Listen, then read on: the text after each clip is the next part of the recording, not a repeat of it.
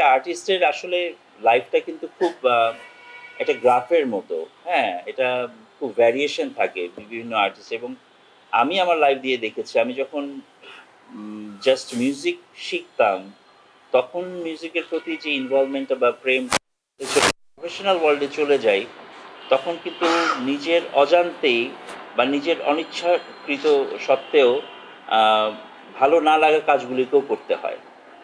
এটা খুবই বাস্তব সত্য। অনেকে স্বীকার করবে না। বাট আমি স্বীকার করছি যে ফিল্মের একটা গান, ধুর এই গানটা আমি যদি কোনোদিন ফিল্মের ফরমাইশি কাজ না হতো আমি হয়তোবা করতাম না।